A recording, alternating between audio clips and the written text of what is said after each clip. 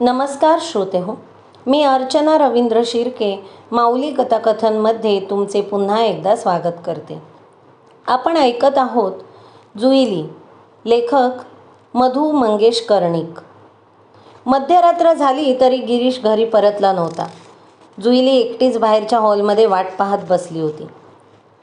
कुसुम रात्र पडताच नेहमीसारखी निघून गेली होती आणि घरात फक्त जुईलीच्या सोबतीला टेप रेकॉर्डरवरील सैगलचे उदास तरीही उत्तेजित करणारे स्वर तेवढे सुगंधाच्या लहरीसारखे वावरत होते.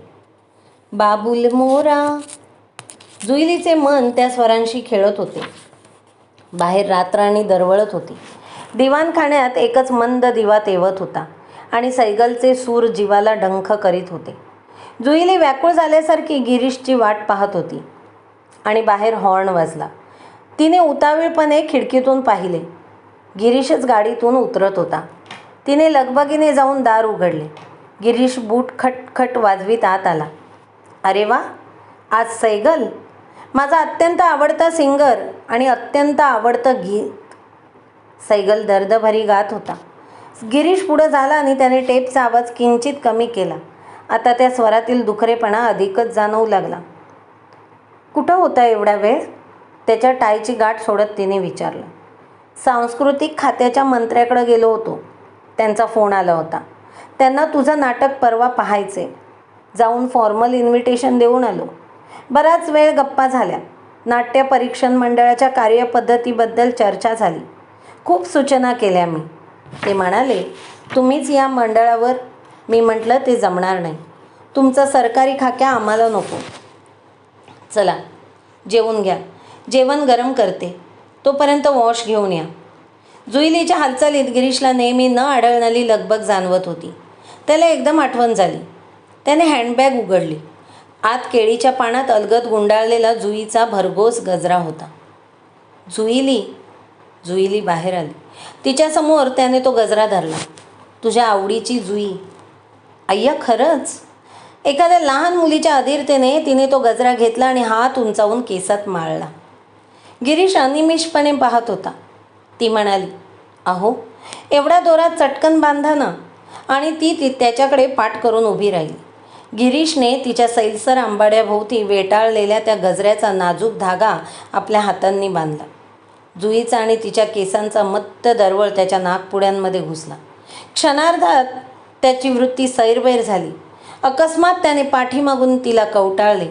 घट्ट मिठी मारली. हे काय? जुईलीने एक नाजूक चित्कार करीत स्वतःला सोडवून घेतले. चला जेवायला. जुईली, जेवणाआधी एक ड्रिंक घेईन म्हणतो. तुझी परवानगी असेल तर. तिने न बोलता फ्रीज उघडला. बर्फ, सोडा आणि ग्लास आणून टिपॉयवर ठेवला. तोपर्यंत गिरीशने शिवास रिगलची बाटली बाहेर काढली होती. जुईली मला कंपनी देणार ना? त्याने आणखी एका ग्लासात ते सोनेरी मद्य 2 अंगुळे ओतले. सैगलची दुसरी रेकॉर्ड सुरू झाली होती. पिया मिलन को जाना. चिअर्स. त्याने आपला ग्लास जुईलीच्या ग्लासाला भिडवला. तिने मंद हसत म्हटलं, चिअर्स. मद्याच्या तरल धुंदीची पहिली लाट अंगोपांगी खेळते न खेळते तोच जुईली उठली. आता पुरे, जेवायला चला. गिरीश आज्ञाधारकपणे उठला. दोघेही समोरासमोर बसून जेवू लागले. आपल्या ताटातच फक्त पापलेटचा तुकडा पाहून गिरीशने विचारलं, पापलेट तुला नाही घेतलंस? आज गुरुवार, साईबाबांचा वार. ओ नो, तुला फिश किती आवडते ते मला ठाऊक आहे. आपल्या ताटातला एक तुकडा त्याने तिच्या ताटात टाकला. घे, माझी शपथ. अगतिकपणे तिने एकवार त्याच्याकडे पाहिलं. मग मुकाट्याने तो तुकडा तिने खाऊन टाकला. ड्रिंक घेतलं तेव्हाच साईबाबांना फसवलं. ती पुटपुटली. आपण देवाला फसवतो, देव आपल्याला फसवतो, गिरीश म्हणाला. देवानं फसवलं तरी चालेल, माणसानं माणसाला फसवता नाही. Correct, you said it. Juilee, माणसानं माणसाला कधीच फसवता कामा नये. जेवून झाल्यावर गिरीश आपल्या बेडरूममध्ये जाऊन पडला. त्याने मंद संगीताची रेकॉर्ड लावली होती. उशाजवळचा दुधिया रंगाचा बेड लॅम्प लावून तो सकाळचे वर्तमानपत्र चाळण्याचा प्रयत्न करीत होता. अद्यापही त्याच्या नाकपुड्यात जुईलीच्या केसातील गजऱ्याचा सुवास रेंगाळत होता. तिच्या पाठमोरा स्पर्श त्याच्या गात्रांवर अजून ताजा होता. कसली तरी चाहूल लागून त्याने हातातले वृत्तपत्र खाली टाकले आणि समोर पाहिले. जुईली बेडरूमच्या दारात उभी होती, एखाद्या नववधूसारखी अधोमुख. गिरीश चटकन उठला. त्याचे सारे शरीर रोमांचित झाले. त्याने घोगऱ्या स्वरात हाक मारली, जुईली. जुईली हलकेच पुढे झाली. ओढाळपणे ती आणखी पुढे येऊन त्याच्या शेजारी पलंगावर बसली. केसातल्या जुईचा गजरा आता तिने आपल्या तळहातावर ठेवला होता. न बोलताच तिने तो गजरा गिरीशच्या नाकाजवळ नेला. विस्मयाच्या धक्क्यातून सावरत गिरीश एकदम पुढे झुकला आणि तिला त्याने आपल्या बाहुपाशात घेतले. वादळातल्या कर्दळीसारखी ती अलगद त्याच्या मिठीत आली आणि एका उत्कट आवेगाने तिने गिरीशला घट्ट आलिंगन दिले.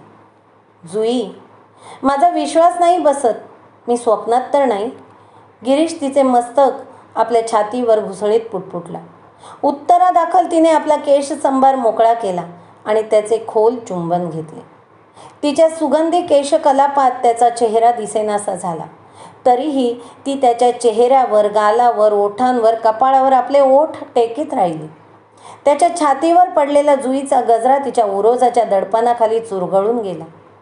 गिरीशने तिच्या चोळीची पाठीमागील गाठ हळुवारपणे सोडली आणि मुक्त विलासासाठी आतुर झालेली तिची दोन्ही स्तनमंडले त्याच्या हातात आली. उशालगतच्या दिव्याचा मंद दुधिया प्रकाशात तिचा संपूर्ण विवस्त्र देह तो प्रथमच पाहत होता. जुईलीने तोंड फिरवून डोळे मिटले होते आणि त्या प्रशस्त शय्येवर तिचे तारुण्याने रसरसलेले गोरेपान शरीर चांदण्यातल्या संगमरवरी शिल्पासारखे भासत होते. गिरीशला क्षणभर वाटले, या कर्पूर गौर कायेची ही घडी मोडूच नाही. पण संगमोत्सुक डोहाने नागमोडी वळण घ्यावे तसे जुईलीने आपल्या देहाला एक अधिक मुरड घातली. गिरीशचं देहवाण हरपले. तिच्या नग्न देहाच्या उत्सवात त्याने स्वतःला हरवून टाकले. पहाटे कधीतरी गिरीशला जाग आली. स्वप्नातून बाहेर आल्याचा भास होऊन त्याने बाजूला पाहिले. जुईली शांत निजली होती, एखाद्या बाहुलीसारखी. उघड्या खिडकीतून मावळतीला गेलेल्या चंद्राचे कवडसे तिच्या चेहऱ्यावर पडले होते. तिचा निद्रिस्त चेहरा तृप्त दिसत होता. गिरीशने हलक्या हाताने तिच्या अंगावर पांघरून घातले. उशाप नाटकाची आज ग्रँड रिहर्सल होती. सकाळपासून जुईली एका दडपणाखाली वावरत होती.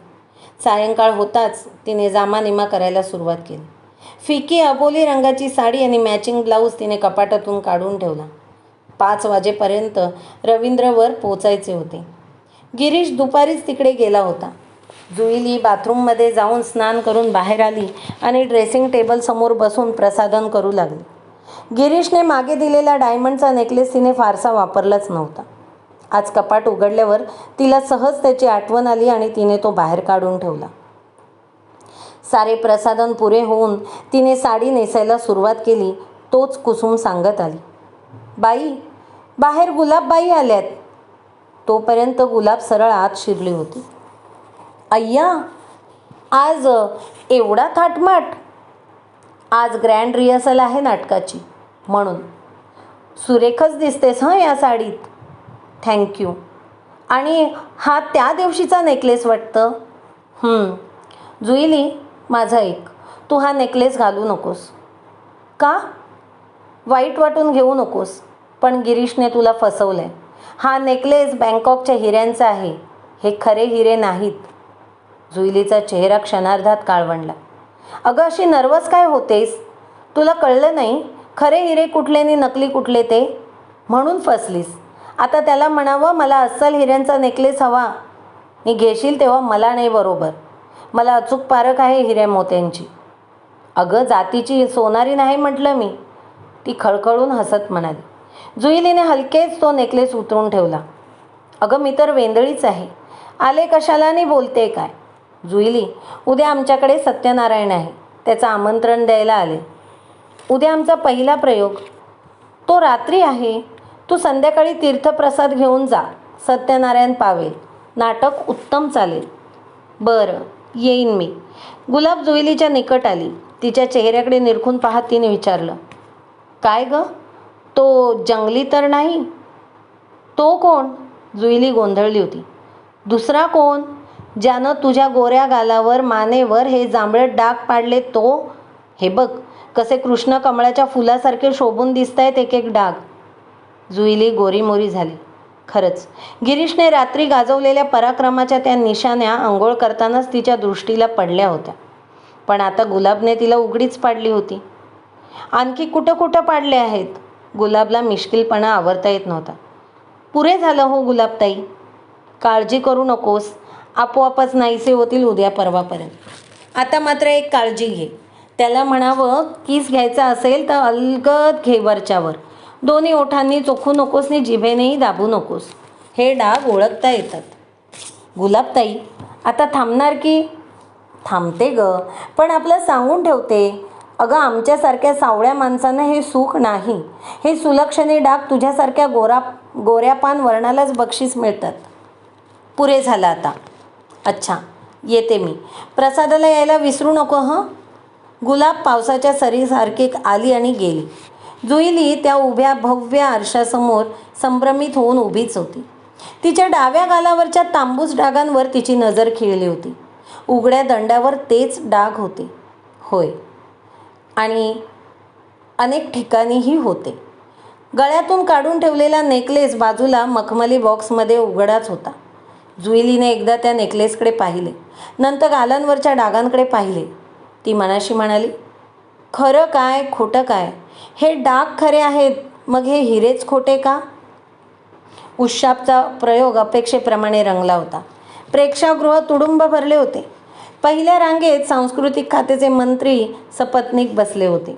त्याच रांगेत एका बाजूला निर्मला बसली होती. प्रयोग मिनिटाला चढत्या श्रेणीने खुलत होता. प्रेक्षक तन्मय झाले होते. जुईलीच्या नायिकेचे काम पाहून प्रेक्षकांच्या डोळ्यांचे पारणे फिटत होते. प्रियकरावरील प्रेमात बुडून गेलेली प्रेयसी, प्रेमभंगाने हृदय विदीर्ण झालेली दुःखिता, पुनर्मिलनासाठी आसोसलेली विरहिणी, नाटककाराने रंगविलेल्या नायिकेच्या विविध स्वभाव छटा ती आपल्या जिवंत अभिनयातून रंगमंचावर मूर्तिमंत साकार करीत होती. प्रेक्षक जणू तिच्याबरोबरच वावरत होते.